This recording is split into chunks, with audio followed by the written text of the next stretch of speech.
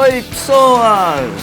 Meus doentinhos preferidos, meu aluninho desesperado. Estamos de novo, mais um caso clínico, mais um sistema. Hoje vamos falar sobre sistema respiratório. Vamos contar mais uma historinha, elucidar, até para facilitar o entendimento. A gente utiliza muitas perguntas na forma de caso clínico já para iniciar o pensamento na área clínica com os estudos da anatomia, da patologia, enfim. Vamos para o caso de hoje. Um homem de 25 anos, 1,72 m, 75 kg, estudante, sedentário, fumante há 10 anos, foi internado 10 vezes no ano de 2008 devido à falta de ar. Apresenta tosse seca e dificuldades respiratórias, principalmente antes de dormir ou quando existem fatores de ansiedade. Após uma radiografia de tórax, foi evidenciada uma hiperinsuflação bilateral dos lobos pulmonares. Na espirometria, o volume de reserva respiratória estava abaixo do esperado, mas, após o uso de broncodilatador, houve melhora significativa do quadro. Diante deste caso, respondem. Coloquei umas questões para você responder. Não é para adiantar o vídeo e já pegar as respostas. Tenta fazer, você consegue. Você consegue. Você consegue. Você consegue. O que é tórax? Quais seus limites? Qual a divisão dos pulmões? Quais a diferença entre os brônquios? Quais os músculos respiratórios? Qual a suposta hipótese diagnóstica? Qual o motivo do uso do broncodilatador? Como está a complacência e a elastância do caso assim? A primeira questão diz aí o que é o tórax e quais seus limites. É muito comum a gente falar a respeito da região da caixa torácica, né? Então na imagem aqui, por que a gente chama de caixa? Porque a região de tórax ela é fechada, ela tem limites.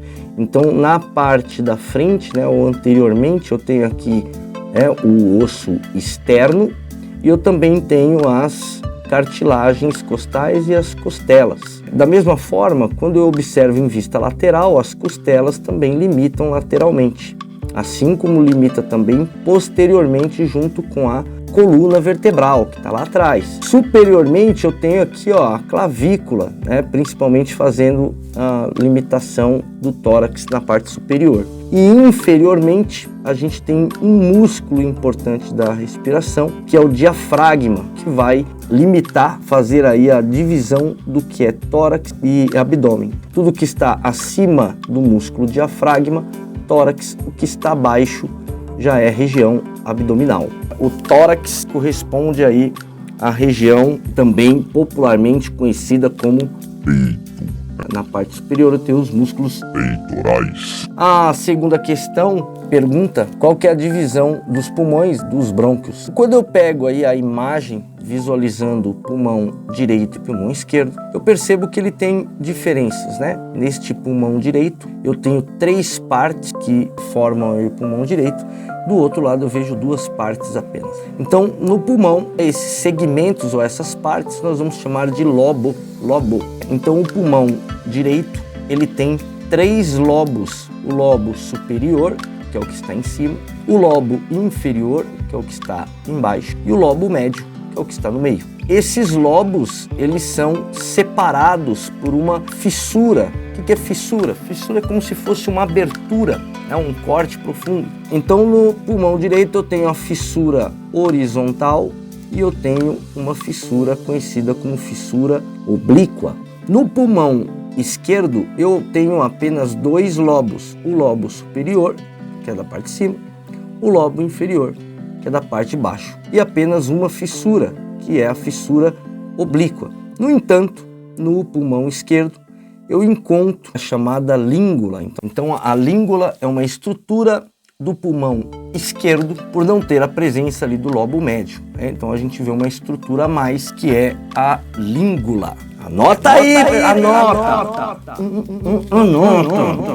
Depois pergunta, você não entendi a questão. A gente também perguntou a respeito da parte dos brônquios. Então a gente tem aí, antecedente à área pulmonar, eu tenho a região da traqueia, disposta aí com seus anéis cartilaginosos. Ao final da traqueia vai ter uma bifurcação. Então essa região, bem na região da bifurcação, é a região que a gente chama de carina. E ele forma aí os chamados brônquios principais. Então eu tenho o brônquio principal do lado direito e o brônquio principal aqui do lado esquerdo. Acontece que o brônquio principal, ou brônquio primário, já que é o primeiro, ou é o brônquio extrapulmonar, que é o brônquio que está fora do pulmão, o brônquio principal Ele é um pouco menor, né, em comprimento, então 2,5 centímetros, então ele é mais curtinho, porém ele é um pouco mais largo. E se a gente observar, ele é verticalizado, ele está quase na mesma posição aqui da traqueia. Já o brônquio principal esquerdo, ele já está mais horizontalizado, apesar dele ser maior, né, de comprimento, ele é um pouquinho mais estreito. Isso aqui tem uma importância clínica, porque presta atenção aqui, pessoinha. Quando vai se fazer a passagem do tubo orotraqueal numa intubação, uma das preocupações é para a gente saber se a intubação está correta. O que acontece? O tubo, ele passa para a região de boca, com a ajuda do laringoscópio você chega na região de laringe, atinge a região de traqueia e o tubo ele tem que chegar até próximo da carina. Se aprofundar um pouco mais, a tendência desse tubo é ir para o lado direito, até por conta dessa posição verticalizada. Então, se introduzir o tubo um pouco a mais, ele vai para o lado direito. Aí fica a dica, na ocasião, sempre se faz a ausculta para saber se está tendo a ventilação dos dois lados. Por quê? Porque se o tubo estiver anterior, né, ou antecedente à região de carina, a hora que eu mandar o fluxo de ar, ele vai atingir os dois brônquios principais e os dois pulmões. Se ele estiver direcionado no brônquio principal direito, eu só vou conseguir ventilar o pulmão direito. Anota! Ai, ó, já tá me dando falta de ar. Ó, a terceira, quais os músculos expiratórios? A pergunta é porque na questão falou em relação a um volume de reserva expiratória. Então aqui anotado, né, a gente tem os principais músculos da inspiração e da expiração. Então na expiração eu utilizo os músculos abdominais, né, então reto abdominal, oblíquo externo, interno, o transverso do abdômen e os intercostais internos, isso para expirar, soltar o ar. Na inspiração, os principais é o diafragma e os intercostais externos, apesar de eu ter outros considerados músculos acessórios que auxiliam no processo, né? Então nas duas ocasiões eu tenho aí músculos acessórios, mas na expiração eu tenho os abdominais e os intercostais internos. Na última questão, última não, né? São 3 questões, mas dá pra gente falar de uma vez só. Qual a suposta, pode ser diagnóstica, qual o motivo do brônquio dilatador, como está a complacência e a elastância no caso assim.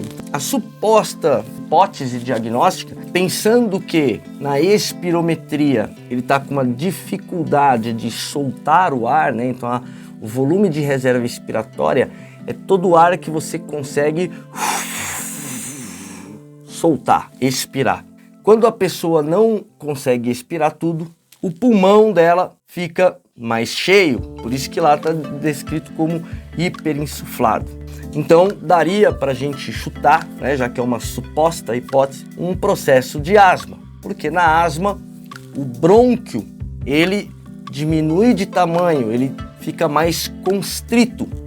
Quando ele fica mais constrito, o ar tem dificuldade de sair. Por quê? Porque quando você puxa o ar, você faz uma força inspiratória maior do que você faz na expiração.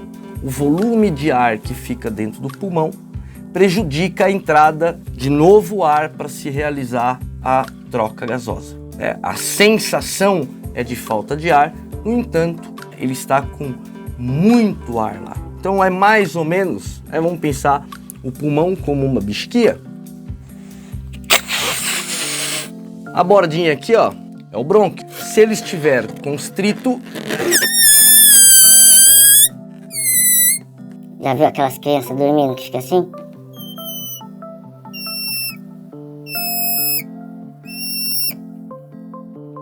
Por que a gente fala no caso? Qual o motivo do uso do broncodilatador?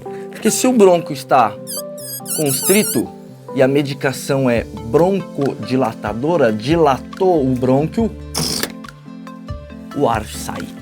A melhora é praticamente na mesma hora. Se o problema for esse, Tem que prestar atenção, cada caso é um caso, né? Estamos pensando aí nesta situação. E aí a gente pergunta lá como está a complacência e a elastância do caso acima. Então, para você entender, quando você vai encher o pulmão, a força de pressão dentro do pulmão que vai fazer ele expandir, isso é a complacência.